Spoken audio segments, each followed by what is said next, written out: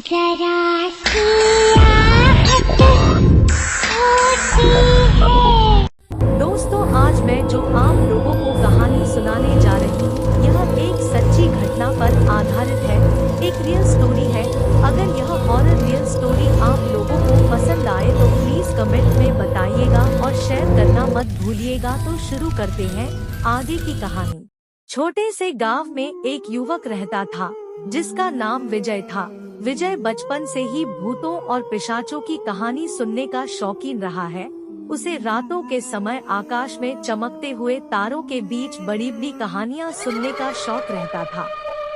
एक दिन विजय अपने दोस्तों के साथ गांव के पुराने महल में गया, जहां एक पुरानी मंदिर की गुफा पर बसा भूत रहता था। सभी लोग उससे डरते थे, लेकिन विजय बिल्कुल नहीं। वह भूत की कहानी सुनने के लिए बहुत उत्साहित रहता था। बेचारा भूत को अकेले रहने की वजह से अब तक वह अधूरी कहानी सुनाने का मौका खो चुका था। जब विजय ने अपनी इच्छा व्यक्त किया कि मैं आपको कहानी सुनाऊंगा, भूत ने इस बात को सुनकर आहत हो गया। उसने विजय के पास आकर बात की। भूत के चेहरे पर दुख और अशांति की झलक थी। विजय ने उसे प्रश्न किया, तुम्हारी कहानी क्या है? भूत ने आहत होकर बताया, मैं एक व्यापारी था जो किसी गांव में रहता था। मेरे पास एक सुखी और समृद्ध जीवन था, लेकिन एक दिन मेरी मृत्यु हो गई और मैं इस पुराने मंदिर में बंद हो गया। तब से मैं यहाँ फंसा हुआ हूँ। मेरी आत्मा चैन से नहीं जा रही है। विजय ने उसे पूछा, तुम्हें इसके आगे क्या चाहिए? भूत ने आवाज में गम के साथ कहा, मुझे शांति और मोक्ष की तलाश है। मेरे द्वारा किए गए पापों के कारण मेरी आत्मा आत्महत्या के रूप में फंसी हुई है।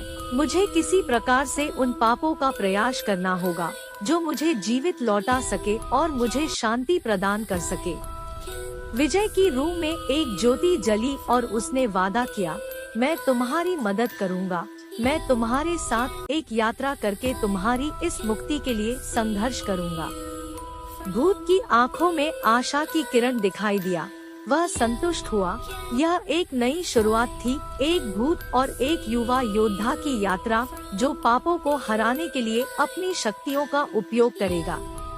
विजय और भूत ने एक संयमित जीवन जीने का वादा किया और उनकी यात्रा शुरू हो गई। वे पहले से ही जाने जाते थे कि इस यात्रा में कठिनाइयां और जोखिम होंगे, लेकिन वे अपने साथी बने हुए थे और संगठित रूप से आगे बढ़ने के लिए तैयार थे। उनकी पहली मंजिल एक खतरनाक जगह था, जहां प्रेतों की भीड़ सामने आई। भूतों के राजा ने उन्हें रोकने की कोशिश की, लेकिन विजय की धैर्य और वीरता ने उन्हें पराजित कर दिया। भूतों के राजा के मारने के बाद वे अगली मंजिल की ओर आगे बढ़ते चले गए। यात्रा के दौरान विजय और भूत को अनेक परीक्षाओं से गुजरना पड़ा। वे भयानक राक्षसों, विपरीत प्रेतों और अद्भुत मायावियों से लड़ने के लिए तैयार रहते थे। प्रत्येक चरण पर उनकी आत्मा और शरीर में ताकत बढ़ी और उनका संघर्ष अब पहले से भी ज्यादा गहरा हो गया था। अंततः लड़ाई को लड़ते हुए विजय और भूत ने एक विशाल प्राचीन मंदिर तक पहुंचा। इस मंदिर में एक अत्यंत शक्तिशाली देवी थी, जिसकी कृपा से प्राणी आत्माएं मुक्त होती थी। विजय और भूत ने उस देवी की आराधना की और उनकी मदद के लिए प्रार्थना की। उन्होंने अपने पूरे जीवन के पापों को स्वीकार कर लिया और तपस्या और आत्मसंयम के माध्यम से आत्मशुद्धि की। उनकी मेहनत और विश्वास से अंततः उन्हें मुक्ति प्रदान हो गई। भूत की आत्मा शांत हो गई और विजय ने अपना वचन पूरा कर दिया। वह अब एक खुशहाल और शांतिपूर्ण जीवन जीने लगा। विजय ने यह समझा कि भूतों से डरने की जरूरत नहीं है, बल्कि हमने उनकी बातों को समझना चाहिए कि वह हमसे कहना क्या चाह रहा है। इस कहानी से हमें यह सीख मिलती है कि हमारे कर्मों का प्रभाव हमारी मृत्यु के बाद भी जारी रहता है।